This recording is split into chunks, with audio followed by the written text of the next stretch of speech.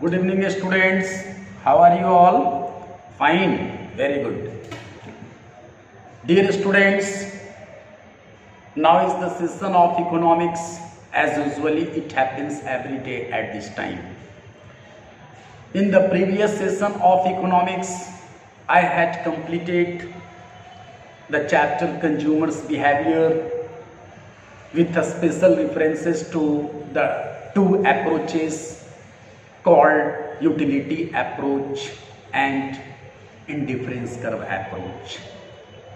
In both the approaches of consumer's equilibrium, we have come to a conclusion that each and every consumer wants to maximize the level of satisfaction with given income and given prices.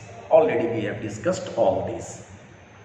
And the choice of that bundle which provides maximum satisfaction to the consumer within ambit of his capacity means within given income and given prices, that is called optimal choice, which provides maximum satisfaction to the consumer.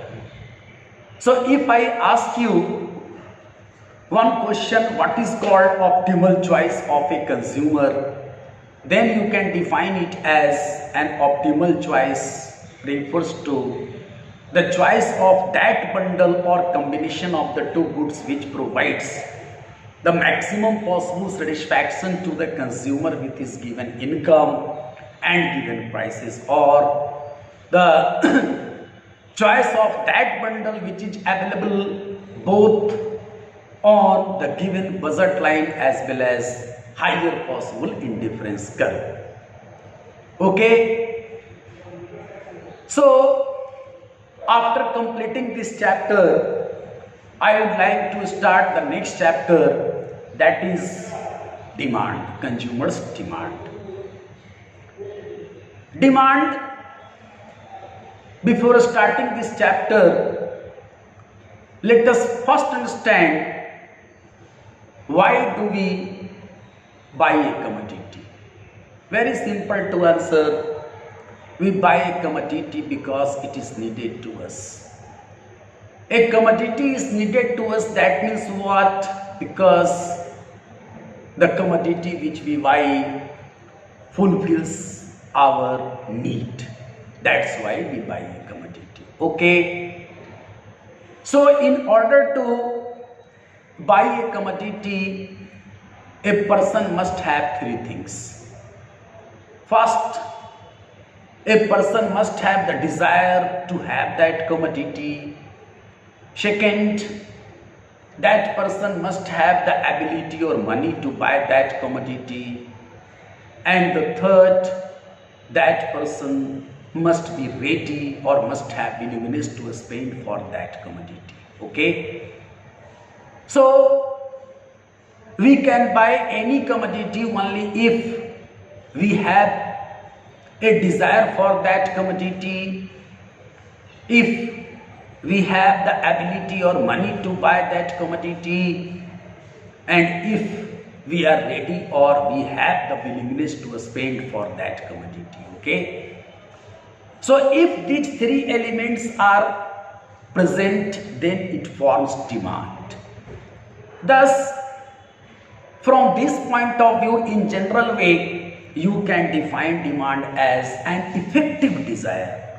Not a simple desire can be called as demand. A simple want cannot be called as demand.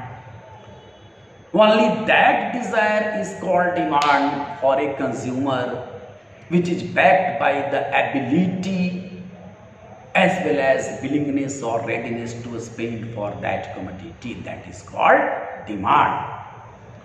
So in simple, you can say that demand is an effective desire, right?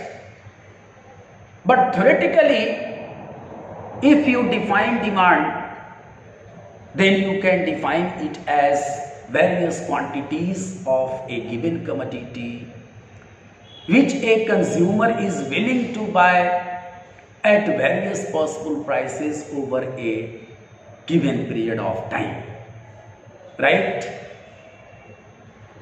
It means a commodity which we buy it in different quantities. A commodity which we buy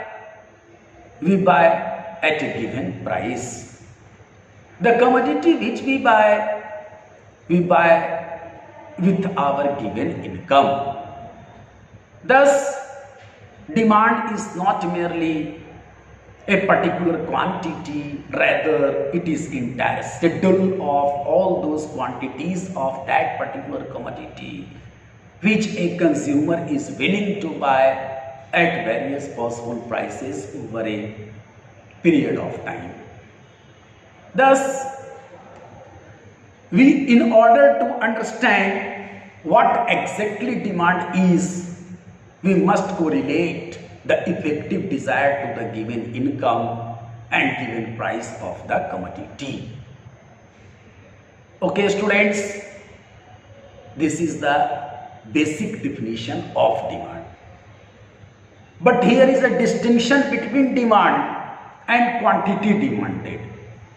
When we say demand, then it refers to all those possible quantities of a given commodity which a consumer is willing to buy at various possible prices over a given period of time. But when we say quantity demanded, then it refers to a specific quantity of that commodity which a consumer is willing to buy at that particular price.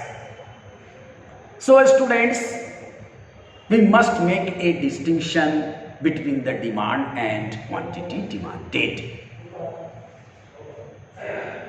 Now, if we want to know the important elements of demand which form the demand for a commodity, then how can you recognize these elements?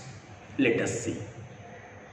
The first element of demand is the desire to have a commodity, first of all. The second important element of demand is ability, means income of the consumer to buy the commodity.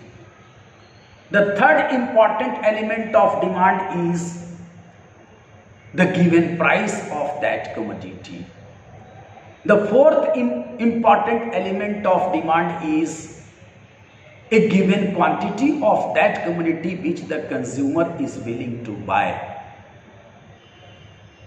The next important element of demand is time, means during a given period of time, how many times and in how much quantities a consumer is willing to buy that at different possible prices. Okay, so these are the different elements which combinedly form the demand for a commodity. Okay, now this demand may be of the two types.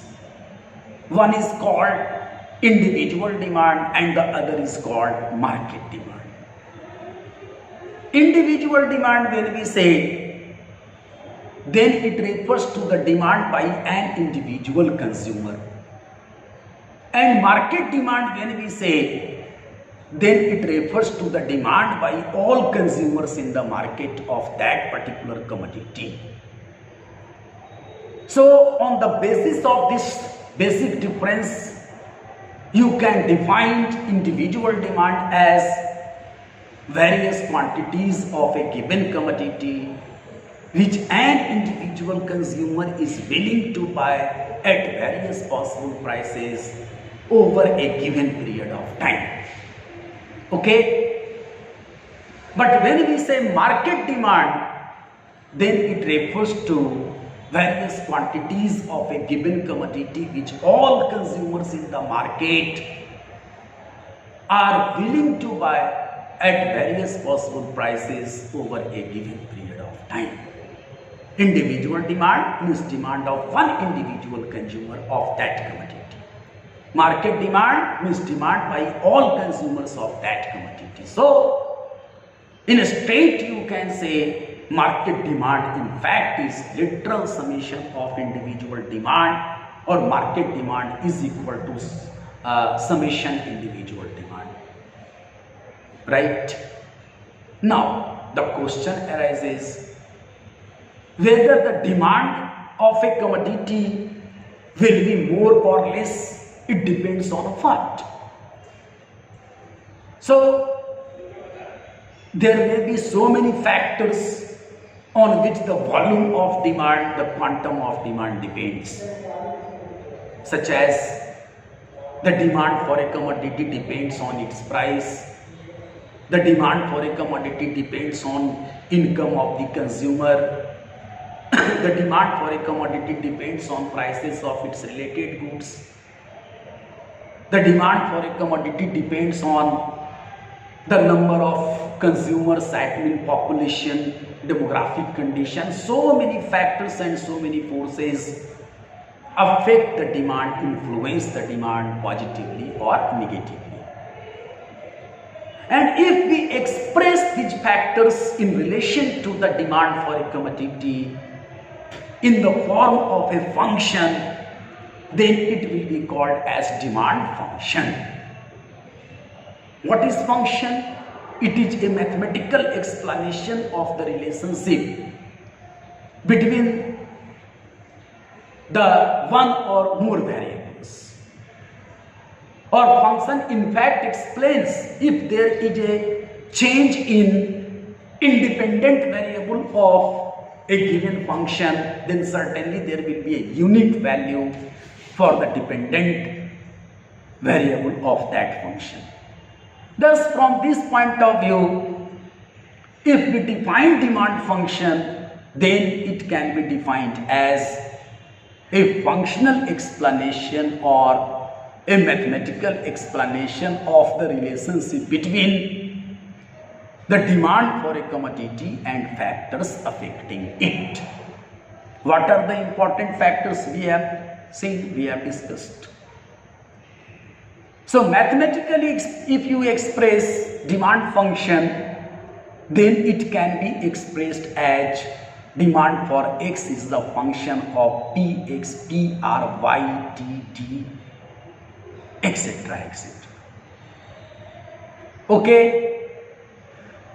Here, demand for x means demand for any commodity, f for function, px for price of x, pr for price of its related goods, d is for demographic condition, T is for taste and preference of the consumer. These are the different factors which can be expressed in the form of a function that is called demand function. Right? So, dear students, till now I would like to discuss only demand function, and in the next coming session I will elaborate it more. And I hope that you will all go through this topic from the textbook in something better way and detail. And if you have any confusion and queries, then please contact me. Thank you very much.